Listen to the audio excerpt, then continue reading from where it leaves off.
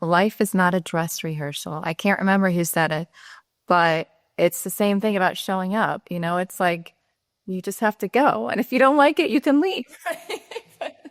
But you got to show up. Step into the world of success with your brand amplified, the ultimate podcast designed to unravel the intricacies of thriving businesses. I'm your host, Annika Jackson, and I'm on a mission to uncover the stories, strategies, and secrets that have propelled entrepreneurs and business leaders to success. It's been a while since I've had another podcaster on the show, so I am thrilled to welcome Karina Michel. Karina, thank you for being on Your Brand Amplified, first and foremost. Thank you. It's great to be here and talk to another podcaster. Yeah, it's always fun. It is always fun. And I'd love to dive into your background a little bit. You're British American. Yeah. You started out as a model, an actress, and then you got into the production side of things, executive producing, and all of the different things that go along with that. Yeah, pretty much went through everything, I feel like, both sides. So yeah, I started out in England, and then my family moved to the US. But yeah, I guess when I was probably a teenager, like early teen years, I thought, oh, it would be fun to be a model, but didn't really know anybody that was modeling. I was in Ohio at the time with my family. But I got discovered at a local mall, and a couple weeks later, I think I was taking pictures locally, and then I was in New York City like 2 weeks after that. So I kind of got thrown in. And yeah, I did stuff in New York City for a while. And then long story short, I went out to LA and then worked there for about 12 years and did a lot of like TV and still did some modeling and film. And then I decided there was a writer's strike going on, and I decided that I probably needed to figure out something else because it was pretty slow. And so I was like, okay, what else would I want to do? And I thought, well, producing has always seemed fun. I'd always watch them, on set. And I thought, okay, maybe. So I started applying for jobs, and I got a job in Florida, and I'm still in Florida. So now I was like 13 years ago. But yeah, I've done a lot of stuff behind the camera, but I think it helps, just with acting. I got back into acting the last couple of years, and just knowing how everything works, knowing what other people's jobs are is really helpful. Yeah. And you still have a production company. I do. Yeah. What kind of films do you like to produce? The producing stuff? I've produced a lot of different types. I would say my favorite now are mainly documentaries. So I did one last year, and we actually won an Emmy for that one. So that was exciting. Congratulations. Thank you. And it's called Heart of Florida PD. It's on YouTube for free if you want to check it out. And it's really about first responders and community and, everything that they go through. And it was fun because I get to do it, in my local vicinity, I guess, with people I knew and people I see all the time. So it was good. Amazing. And then you decided to pivot into podcasting. Yes. So that was a surprise to me too. I never thought, I don't know about you, but I never thought I would be a podcaster. Just kind of happened. So it was during 2020. I was writing at that time just for fun on the side for Authority magazine. And my editor there was like, well, you could record these. And I thought, oh, wow, that would be weird. I don't know. I guess I could, So I guess my producer mind kind of kicked in, and I was like, well, if I'm going to do it, I want to do it right, or somewhat right. I was definitely learning along the way. But yeah, so that's how it started. And I didn't know if I'd do a couple, or I definitely didn't think I'd do this many. Not that I've done a lot, but I think it's like 50 or 60 now, which I never thought would happen. So, but here we are. Yeah, I definitely didn't foresee that I'd have a podcast as well. I lived in Houston for a while, and I had a radio show there that was also Facebook Live. And then when I moved back to LA, I had a PR firm, and I podcasted and produced podcasts for clients. And then realized that they didn't really have the budget, and they didn't know really how to use it as a full marketing tool. My boyfriend is in the industry, and he's like, you should just start your own podcast and I will edit it for you. And now he doesn't edit them because there are too many. Yeah, it's a lot. It's a lot of time and work. You got too successful. That's what it is. You got too big. Yeah, exactly. So it was a whole journey, and I didn't even realize until a couple of years ago that it was not just a fun side hobby, right? Side gig. It was actually something that I really loved and that I wanted to pursue fuller. So I'd love to hear a little bit about your journey going from writing to podcasting. Yeah, I think, I'd been writing a lot of articles for them, and it was different, speaking to people in person, because a lot of times we would do it, either over the phone or most likely we do it by email, with a lot of celebrities. So this way it seemed a lot more like intimate. I would get to know so much more about a person, and it was just a lot more fun, you get to learn so much more. Yeah. And are you still writing for Authority Magazine? I'm not. I know they've asked me to. I've just been so busy. So I've kind of had to like shift and prioritize certain things, but they're great. They're awesome. Yeah. I love that publication. Yeah. So talk about your day-to-day now, because you are podcasting, you are acting, you're producing. How do you fit all of it in? Yeah. Well, it's hard, and I don't sometimes. So I take breaks from it. So right now I'm getting ready to take a break probably for the summer. I usually do, just so I can be with my kids and, focus on family and traveling and all the fun stuff. And I just got off of a movie that was in, actually they're still filming right now in Atlanta, called Blood Money 2. So I was on that for a couple of days. But yeah, it's always different. It just depends what's going on. And it's kind of fun because, when the acting, if it's not a busy time, which happens, you can't really plan that. This month was actually probably my busiest acting times ever. I thought, oh my goodness, this is a little stressful. I was like pushing stuff around, seeing if it would work. But yeah, I think if it does slow down, then I kind of pick up on the podcast and try and, record. And it's been very kind of organic, I guess I could say, like just going to film festivals and things like that. I would meet people and they would hear that I had a podcast. And so it would just kind of happen that way. So I haven't really had to reach out too much, which has been nice. And I've had a lot of my friends on too, which has been really cool. So tell us a little bit about the format and how you decided, because you came from the interview style. Is that still the format for Coffee with Karina? Yeah. So I think in the beginning, it was probably a little bit more formal, because I was like, hey, we got to do this right. We have to do everything, everything has to be sounding a certain way. And I think as I went along, it probably got more authentic to like who I am, and maybe, not as like regimented. A lot of times before I would have, I don't want to say a script, but I would put together questions and I would feel really like I had to follow those questions, if that makes sense, and if I got off track, I would be like, oh gosh, I missed that one. And, it gets stressful. So I think now I'm a lot more, just kind of go with the flow, even though I still do have those, questions and kind of bullets and things I want to talk about. But, I'm just a little bit more at ease, I guess, with going off. And if a lot of times you probably know, I'm sure you deal with this too. People would just go off on a tangent, start talking about something else. So you either reel them back in, right? Or you let them. So yeah, you just never know. No, there are those guests who want a monologue as well. Sometimes. Yes. And you just can't get a word in. And it's like, oh my gosh, should I stop them? Should I entertain? Or should I?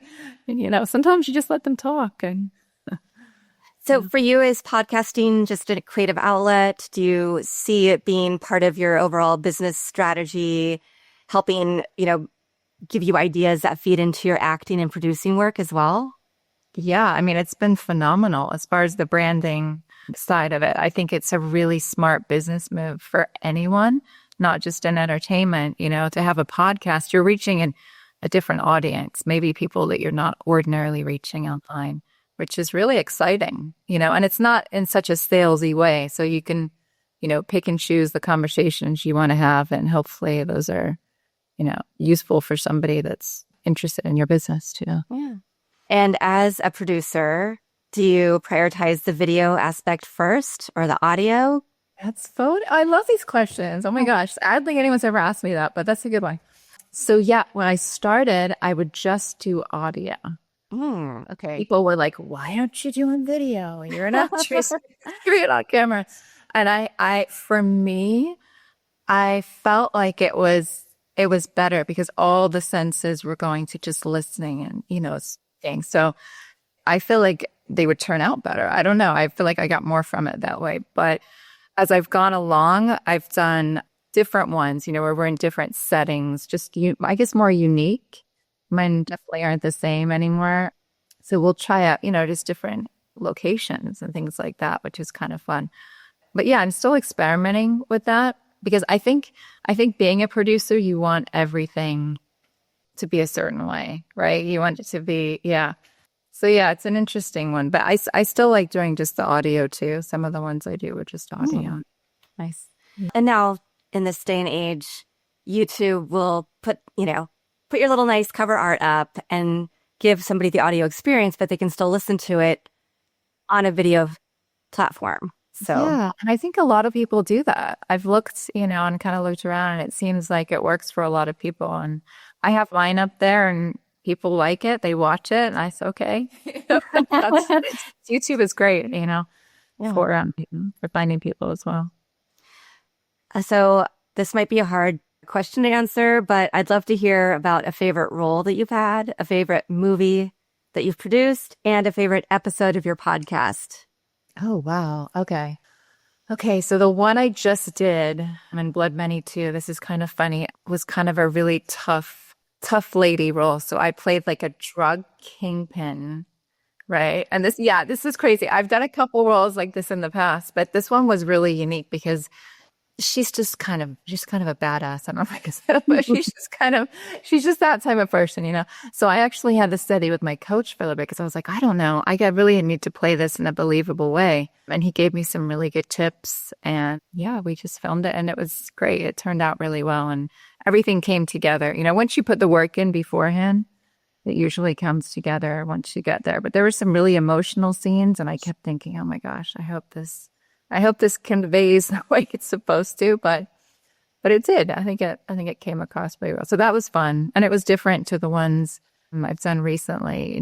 I've done like last year I did a couple of Christmas movies, so total other end of the spectrum. Yeah. Challenging. The Christmas movies, I just show up and it's pretty easy. The homework's on, it's fun, and you can, it's not you don't have to pull out too much of the crazy character stuff, but because that was probably my favorite one recently. Yeah. And then is your favorite film that you've produced? Would that be the documentary from last year? And if it's like picking your favorite child, you can pick a couple. I know. It is kind of like that. There was one that I had a part in as an EP, as an executive producer called Little Miss Sumo, which was really fun. We Oh, premiered at Tribeca. It was a really big movie. It was on Netflix. I don't know if it's still on there. Possibly, but it was about a woman, female sumo wrestler. So wow. that was fun. And we got to follow her and it came out really well. That was a fun one. Gosh, there's been so many. I would say, yeah, probably the police one, just because it was my first real documentary that I directed myself and wrote myself. And a lot of it I shot on my cell phone. I take a lot of risks with it. So, it was pretty, it's a dangerous job being, a cop. It's not, very safe. So that was something I kind of had to come to grips with. You have to get over that part first, and then you have to be like, okay, I'm here to do a job. So, but we shot that over a couple of years. I mean, it took a while to get everything that we needed because you can't control, what happens on shifts.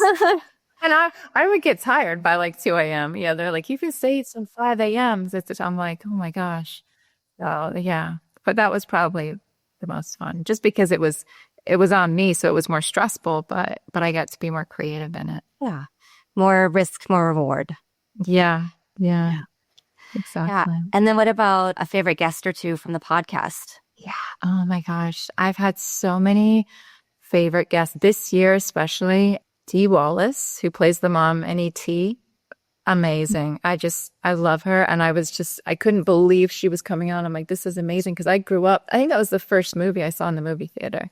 So I grew up watching E.T. like many others. And I was just like, this is just amazing. And I love her like whole philosophy on life and everything that she kind of strives to be, I guess. So that was a fun one. Taylor Dane came on this year. So I guess the ones from like my childhood, that I remember seeing when I was really young, because it's like, oh my gosh, if I would have known back then, that I'd be interviewing this person. So it kind of brought back memories from like, even like grocery shopping with my mom or something and hearing it on the radio, hearing it come on. So I was like, this is pretty cool. But yeah, I've had a lot of different people from a lot of different, walks of life, but they're probably my favorites. Amazing. Well, and that was my childhood too. So, yeah, so I relate very much. Like you, I also take time off in the summer. I try to batch episodes so that I have some content to go through the summer, but I want to travel with my daughter. We like to go overseas and have experiences and not have to worry so much about the schedule, right? Yes, I Yeah. love that. I do the same thing. We're leaving Monday. We're flying to Paris and we go for like a month or more and we just go travel and explore. And yeah, it's like you don't get that time back, you know? So I always tell my kids, I'm like, this is my number one. Like a lot of the stuff that I was offered this year was right in the last month of school. And I was like, I just can't do it. I had my daughter was graduating, you know, from 8th grade. I was like, I'm not going to miss any of this stuff. So, so that's always my number one priority. But they're so supportive. It was kind of cute. She said the other day, she's like, you know, if you need to leave for a week, it's okay. Now, longer than a week, I was like, oh. So, but she likes the acting. She's like, if it's for acting, you should do it. I was like, okay. Nice. Okay. And are they following in your footsteps? They like dance. So the oldest one is a dance major. And she's been studying since she was 2 years old, actually. And the other one also likes dance, but she's getting into the acting a little bit now, maybe musical, and she sings, so she does it all and dances too. Wow. Yeah. Yeah. It's funny to see what they stay attached to as they get older. Because my daughter did some of that stuff. She's 17, so she's finishing. Next week will be her last week of junior year. Oh, wow. Yeah, so we're doing such a special time, though. It's like I don't want to miss any of it, you know? Yeah. So, yeah. But I love hearing that your kids know what you're doing and they see the process because it's the same thing. My daughter will ask, who are you interviewing today? You know, and tell me about the interviews and tell me about what happened. And I'll tell her about like my favorite one of the day or my favorite two. And it's completely nothing. It's not anything she will ever do. She's total introvert, wants to study science, right? But the fact that she's still interested and then that they can see their moms pursuing what we love is exactly. cool. That's what it's about, is going out and doing what you love, following your passion. So I'm big, like my oldest one is the same way. She's very quiet and I don't think she'd want to do anything like this, even though she does do the dance and ballet and everything. But yeah, she's interested in it. And I think that's it, just modeling that, you know, you can do whatever you want. You just have to put in the work, you know, and the time and the passion. You got to have the passion for it. So how did you carry your brand over from career to career? Did you find that you needed to be consistent? Did you change it slightly depending on, you know, which of these fields you're working in? Yeah, that's an interesting question. I think early on, I was always more concerned with that, you know, and more so even like, what would people think? Like I'm this model going to acting, and then I'm going from acting to the acting from producing was weird. I think more so for me, you know, it's more that like imposter syndrome that everyone talks about. Definitely. And this was years ago now, but I remember it. And I remember thinking, oh, so I think I was holding back.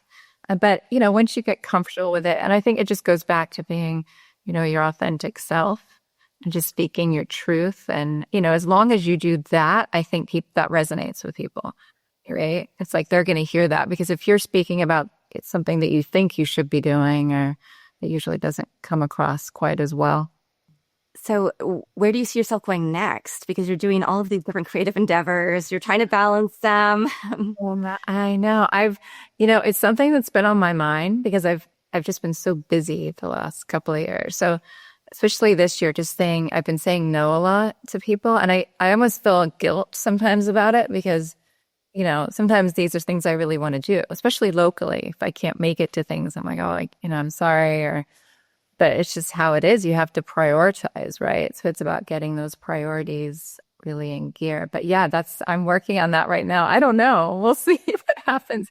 And I love doing the podcast, but I think the acting has just really picked up a lot the last couple of years. So I'm really focusing on that. And yeah, we'll see what happens. See where it goes, because I don't even know yet. Sometimes, you know, you can think you have an idea and then something else will come up. So it's about, you know, just being, I guess, true to yourself in the moment and seeing what happens. Yeah. Well, and you've said that a couple times, right? Having imposter syndrome, but also following your dream. Yeah. What would you recommend to somebody who I think right now is a difficult time, particularly if you are in the film industry. Of course, living in LA, there's hardly any work right now. My sister is a costumer. She hasn't worked all year. She Oh, might I work see. in the fall, but and she has one show that she knows is coming back, but now it's been delayed till next year. So it's not an easy road or an easy path necessarily. So what advice would you give to somebody who wants to pursue creative endeavors, who might see what the news says, right? Or the industry, but it's still something that they innately have in them. Yeah, I think you have to really love it, you know, from day one. And if you don't, it's not going to be as fun, probably. But yeah, because there's even when you're successful and you're at a certain level, there's always those like ebbs and flows, right? There's always the ups and downs. So it's always, I think that's when I decided, I became happier about that position is when you realize it's inevitable. That's how the industry works. So it's just about balancing that and kind of riding through those waves.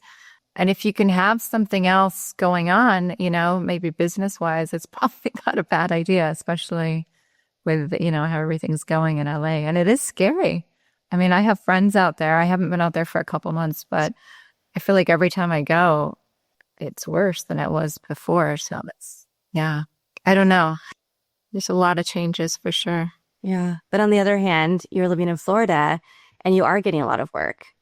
Well, I am. It's true in Florida and also Georgia's booming. So Georgia's pretty close. That's where the movie was, but I just went to view. So I didn't realize. I mean, my agent even told me, he said if he was going to get into acting, he would be in Atlanta, Georgia. And I was like, wow.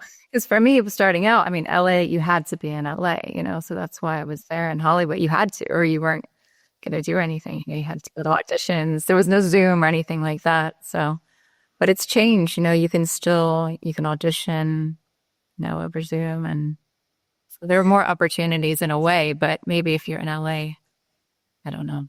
Yeah. Yeah. So when it comes to your podcast, are you doing all the editing yourself? Are you, doing every single aspect? Do you turn that over to somebody else? Yeah, I'm pretty hands-on with it, Mhm. actually. So I have a couple people that do help me with editing and just kind of tying everything up after an episode. But lately, I've just been having them kind of piece it together and I've been editing it because I really like to do that creative part. And then as a producer, I'm kind of picky sometimes. So like, 'cause I like after, what happened. So that's happened. But no, they're great. And, if I need to, I can just hand it over to them and they do that. But if I do have the time, I don't mind editing. And I don't do that many right now. It's like one a month or something. So yeah, and that's kind of been a good number for me, I think. Yeah. And what I find it really interesting is I'm on the other side. So I'm putting out 5 episodes a week. You're putting out one a month. But but the important thing is that we're both consistent. We're showing up. We're keeping a rhythm. You're not letting 90 days go without an episode, right? And so we still have that brand recognition, whichever way you're going. And I think that's something that is also with everything that you're doing really important is that you ride the waves, you show up, you're consistent, people can rely on you. They know you're there, that you have the skill set. That's it. That's it. And you know what? If you don't feel like doing it, you probably still do it, right? So I think that's what sets people apart, people that are successful. And, people always ask me that. And I'm like, a lot of times, you don't feel like doing something or you don't feel like going to the gym or whatever it is. But it's like you have to show up and you have to do it. And that's what life is, what you show up for, really. Yeah. And going back to the start, you said you're English American and you started in England before coming to the States. Do you still get over there? Have you done work in England? I did do a little bit, not recently. I may start. That's a possibility. It's Oh, something I'm looking at. But yeah, I get over there quite a bit. I was over there a few months ago, just visiting my family. They're close to London, and I'm going to see them in Paris, oh, actually, nice. and then going to England to visit with them. So yeah, I get over there, which is great. But yeah, I'm exploring that right now. I've produced a few films that have been out of London with up and coming filmmakers. And yeah, I dip my toe in and see what happens. But yeah, I did a couple. I actually moved back to London from LA. Oh my gosh, I don't even know when it was. I would say it was in the early 2000s. And I think I lasted about 8 or 9 months and it was like, I have to get back to the sun. I missed LA so much. But I did do some work. Like I did something for the BBC when I was there and, just little parts here and there, but it was fun. It was definitely different to LA. Oh, yeah, for sure. Mm-hmm. So I want to direct people to your podcast, of course. So we'll have that in the show notes. Is there anything else that you want to share with the audience to inspire them, keep them motivated to keep going? That's part one. And then this could be the same or something different. But I also wanted to know if you have a favorite quote, mantra, family motto, words that continue to inspire you. I do. So, favorite quote. I guess I'll do that first. Life is not a dress rehearsal. I can't remember who said it, but it's the same thing about showing up. It's like you just have to go. And if you don't like it, you can leave. But you got to show up. So, that would be my favorite quote. And then I would say that if you really want to get into the industry, to start out locally, see what's available around where you live, depending on where that is. Whether it's local theater or, getting involved with, I did a lot with Rotary. It was in my area in the Chamber of Commerce. That was great for like public speaking or just getting used to doing that, getting used to talking to people and getting out there. But there's also so much you can do online as well. Like I mentioned, it's not like back in the day where you have to live in a certain spot. So that's really nice now. I mean, that kind of opens up a whole world there. Yeah. Fantastic. Well, this has been really fun. I appreciate you, Karina, for coming on the show. And I'm looking forward to listening to those 2 favorite episodes of your podcast and many more. Awesome. Thank you for having me. Yeah, those are my 2 favorites. There's others too, but those were my faves, especially this year, I think. Those were good moments for me. Well, enjoy your time with your family and your children and traveling, getting a little break, much needed, but before you come back, and we'll have to get an update on what you decide your next journey is going to be. I know, right? I don't know. Maybe that's what it takes, going to Europe, and then I come back and I'm like, okay, I have a whole new thing. But nice. Yeah, we'll see. Well, you enjoy it too. Awesome. Thank you. And thanks to everybody who's watching this episode, listening to it on your favorite platform. I'll be back again with another amazing guest to share their story, their journey, and some wisdom with you very soon. Thanks for listening or watching to this episode of Your Brand Amplified. Don't forget to leave us a rating or review on your favorite podcast listening platform. And if you want to learn more, check us out at yourbrandamplified.com.